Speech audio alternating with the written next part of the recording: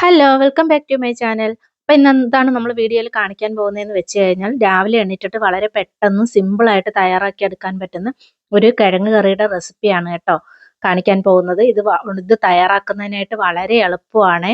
അപ്പോൾ ഇതിനായിട്ട് ഞാനിവിടെ 3 കിഴങ്ങ് ഞാനിവിടെ എടുത്തിട്ടുണ്ട്. അതിനായിട്ട് 2 സവാളയാണ് എടുത്തിരിക്കുന്നത്. ഒരു വലിയ സവാളയും പിന്നെ ഒരു കുഞ്ഞു സവാളയും 3 പച്ചമുളക് ഞാനിവിടെ എടുത്തിട്ടുണ്ട്.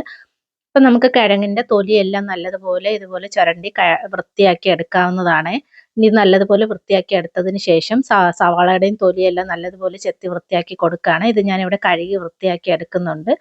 ഇനി അതൊന്ന് നല്ലതുപോലെ കിഴങ്ങൊന്ന് കട്ട് ചെയ്ത് കൊടുക്കാം. കുക്കറിനകത്താണ് വേവിക്കുന്നത്, അതുകൊണ്ട് നമുക്ക് ഏത് ഷേപ്പിൽ വേണമെങ്കിലും കട്ട് ചെയ്യാവുന്നതാണ്. അപ്പോൾ സവാളയും പച്ചമുളകും എല്ലാം ഇതുപോലെ ഞാനിവിടെ വൃത്തിയാക്കി അരിഞ്ഞെടുത്തിട്ടുണ്ട്.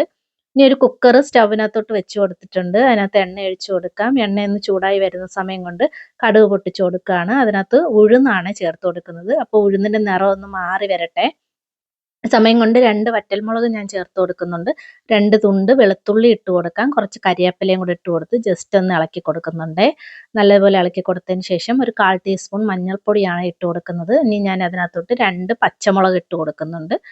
ഇനി നേരത്തെ അരിഞ്ഞ് വൃത്തിയാക്കി വെച്ചിരിക്കുന്ന സവാള ഞാൻ ഇതിനകത്തോട്ട് ഇട്ട് കൊടുക്കാം. സവാള നല്ലതുപോലെ വഴറ്റിയെടുക്കേണ്ട ആവശ്യമൊന്നുമില്ല. ജസ്റ്റ് ഒന്ന് ഇളക്കി കൊടുത്താൽ മാത്രം മതിയാകും. പിന്നെ ഞാനിവിടെ കറിക്ക് ആവശ്യമായിട്ടുള്ള ഉപ്പ് ഞാൻ ഇതിനകത്ത് ചേർത്ത് കൊടുക്കുകയാണ്. നല്ലതുപോലെ ഒന്ന് വഴറ്റിയെടുക്കുന്നുണ്ട്.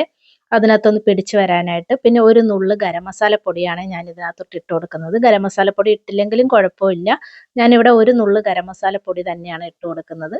ഇനി ഇതിനകത്തോട്ട് കഴുകി വൃത്തിയാക്കി അരിഞ്ഞു വെച്ചിരിക്കുന്ന കിഴങ്ങും കൂടെ ചേർത്ത് കൊടുക്കുകയാണ്. ജസ്റ്റ് ഒന്ന് എല്ലാം കൂടെ ഒന്ന് കൂട്ടി യോജിപ്പിച്ചതിന് ശേഷം കിഴങ്ങ് വേകുന്നതിന് ആവശ്യമായിട്ടുള്ള വെള്ളം ഇതിൻ്റെ കൂടെ ചേർത്ത് കൊടുക്കാം. വെള്ളം ഒഴിച്ചു കൊടുക്കുന്ന സമയത്ത് ശ്രദ്ധിക്കുക, ഒരുപാട് ഒഴിച്ചു കൊടുക്കണ്ട. ഈ കുക്കർ ഒന്ന് അടച്ചു വെച്ചിട്ട് നമുക്കൊന്ന് വേവിച്ചെടുക്കാം. എനിക്കിവിടെ 3 വിസിൽ മതിയാകും. അപ്പോൾ ഓരോ കുക്കറിനും ഓരോ രീതിയായിരിക്കും. അപ്പോൾ 3 വിസിലിന് ശേഷം കിഴങ്ങെല്ലാം അവിടെ നല്ലതുപോലെ വെന്ത് കിട്ടിയിട്ടുണ്ട്. ഇനി നമുക്കതൊന്ന് ഉടച്ചു കൊടുക്കാം. നല്ലതുപോലെ സ്പൂൺ കൊണ്ടിട്ട് ഞാനിവിടെ കൊടുക്കുകയാണ്. ഇത് നല്ല ടേസ്റ്റി ആയിട്ടുള്ള ഒരു കിഴങ്ങ് കറിയുടെ റെസിപ്പിയാണ്. വളരെ സിമ്പിളായിട്ട് രാവിലെ തയ്യാറാക്കി എടുക്കാൻ പറ്റുന്ന ഒരു വിഭവം കൂടിയാണ്. നമുക്ക് ഒരുപാട് സമയമൊന്നും വേണ്ട. നമുക്ക് കിഴങ്ങും സവാളയൊക്കെ ഒന്ന് അരിഞ്ഞെടുക്കുന്നതിൻ്റെ താമസമേ ഉള്ളൂ. വളരെ സിമ്പിളായിട്ട് തയ്യാറാക്കി എടുക്കാൻ പറ്റുന്ന റെസിപ്പിയാണ്. അപ്പോൾ എല്ലാവരും ഒന്ന് ട്രൈ ചെയ്ത് നോക്കണം. അപ്പോൾ രാവിലെയൊക്കെ കാപ്പിയൊക്കെ കുടിക്കാൻ മടി കാണിക്കുന്ന കുട്ടികൾക്കായിട്ട് ഇതുപോലെ തയ്യാറാക്കി കൊടുക്കാവുന്നതാണ്.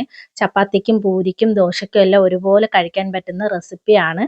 അപ്പോൾ എൻ്റെ വീഡിയോ ഇഷ്ടപ്പെടുവാണെങ്കിൽ ലൈക്ക് ചെയ്ത് സബ്സ്ക്രൈബ് ചെയ്ത് എൻ്റെ ചാനലൊന്ന് സപ്പോർട്ട് ചെയ്യാനായിട്ടൊന്നും മറന്നു പോകരുതേ.